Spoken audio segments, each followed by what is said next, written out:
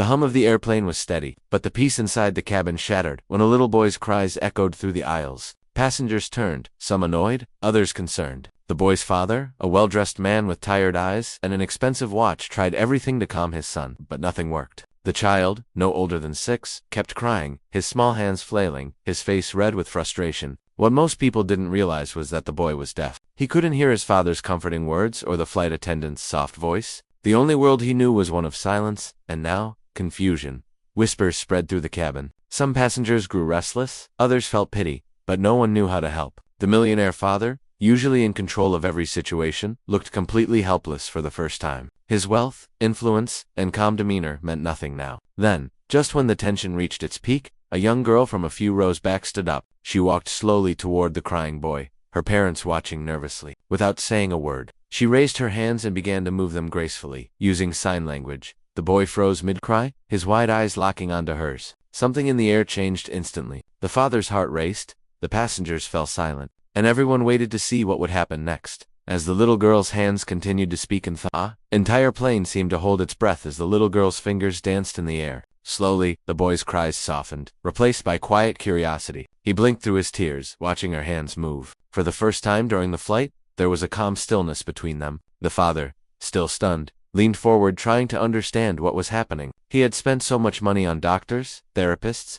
and special schools for his son. But here, a stranger's daughter had done what no one else could. She made him stop crying. The flight attendants exchanged looks of disbelief. One of them whispered that the girl's name was Lily. She was only 8, traveling with her mother to visit family. Her mother, a sign language interpreter, had taught her how to communicate through signs since she was little. Lily smiled softly at the boy and began signing simple words. "Friend, okay, don't cry." The boy hesitated, then shyly copied her hand movements. His lips curved into the faintest smile, and for the first time, his father saw a spark of happiness in his son's eyes. But the moment was fragile. The father felt an ache in his chest, part relief, part guilt. He realized how distant he had been, always busy, always working. As he watched the two children communicate without sound, something inside him shifted. Yet beneath that tender moment, an unspoken question lingered. Why did this small act from a stranger touch him so deeply? As the plane continued its journey through the clouds, the quiet between the two children grew into something magical. The boy, named Ethan, watched Lily's hands with fascination. Each sign seemed to unlock a piece of his silent world, something his father, Richard, could never quite reach.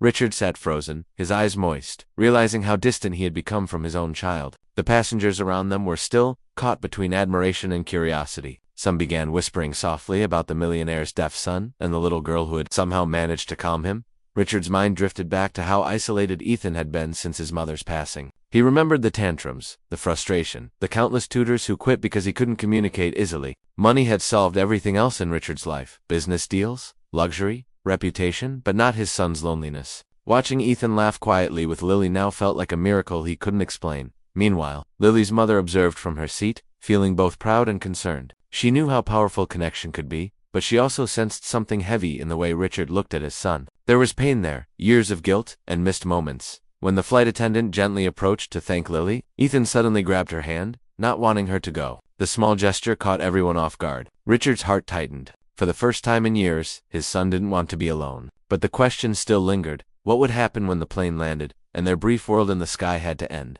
It didn't flinch. His small hand was still gripping Lily's, his eyes locked on hers as if afraid she would disappear. Richard watched, torn between gratitude and a deep sense of helplessness. For the first time, he realized how fragile his son's world was, a world he had never truly entered. Lily kept signing calmly, trying to reassure Ethan as the plane shook. Her confidence amazed everyone. The passengers who once looked annoyed were now silent, watching in awe. Even the flight attendants paused their duties, their eyes soft with emotion. Yet beneath the quiet connection, Richard's thoughts raced. He wanted to thank Lily, to tell her mother how much this moment meant, but the words wouldn't come. Years of keeping emotions varied made it hard to speak now, even when his heart was full. Suddenly, a sharp jolt rattled the cabin again, and the lights flickered. Ethan's calm broke. He started to panic, signing frantically in confusion. Richard tried to comfort him, but Ethan pushed his hands away, shaking his head. Lily turned toward him, trying to calm him down, but he wouldn't look at her. Tears welled up again, as fear took over.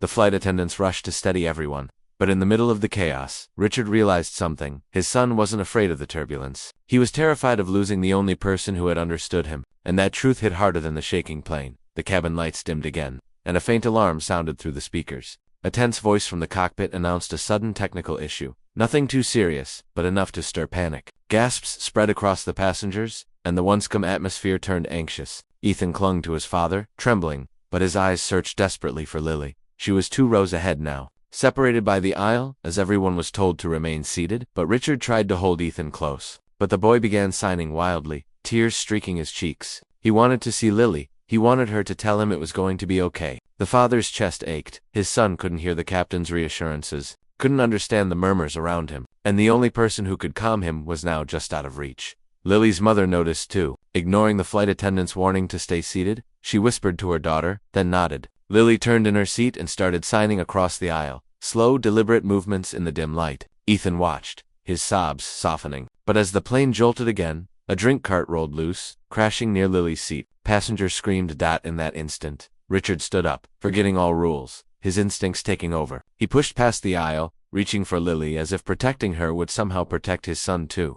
The passengers froze, torn between fear and confusion. Something far deeper than turbulence was shaking this flight, and Richard was about to face it head-on. The chaos in the cabin reached its peak as Richard lunged forward, shielding Lily just as another jolt shook the plane. The drink cart toppled again, but no one was hurt. The passengers gasped, and the moment froze. A millionaire father, the little girl who had calmed his son, and a plane full of strangers, united by fear and compassion. Ethan cried out silently, his small hands trembling as he reached toward them. Lily looked up at Richard, her eyes wide but calm, and began to sign, not to Ethan this time, but to him. She signed slowly, repeating a phrase her mother had taught her. He needs you to listen, not with ears, but with heart.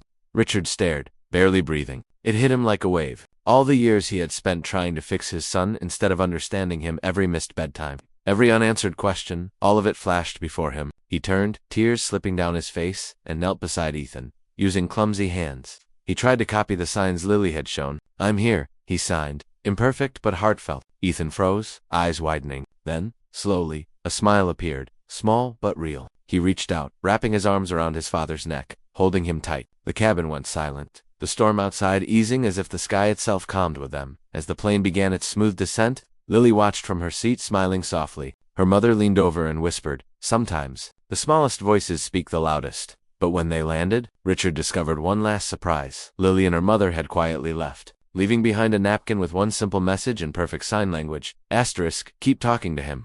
As the plane doors opened and passengers began to disembark, Richard held Ethan's hand firmly, unwilling to let go. The tension of the flight had faded, replaced by a quiet warmth that neither of them wanted to lose. He kept looking around the terminal, hoping to catch a glimpse of Lily and her mother, but they had already disappeared into the crowd. All that remained was the folded napkin with those 3 powerful words, *, keep talking to him. *, that simple message stayed with Richard long after they left the airport. Back home, he enrolled in sign language classes, surprising Ethan's teachers and even his staff. Each night, he practiced with his son, sometimes awkwardly, sometimes beautifully. Ethan's laughter slowly returned, filling the quiet mansion with life again. For the first time, they weren't just father and son. They were learning to understand each other in a language that went beyond words. Months later, while boarding another flight together, Ethan signed something new to his father. I'm not scared anymore. Richard smiled, signing back. Me neither. The memory of that day in the sky would never leave him. The kindness of a stranger, the courage of a little girl, and the lesson that love doesn't always need sound to be heard. The story of the millionaire's death, son, and the girl who used sign language spread online, inspiring millions to learn the power of empathy, reminding everyone that sometimes silence speaks louder than anything else.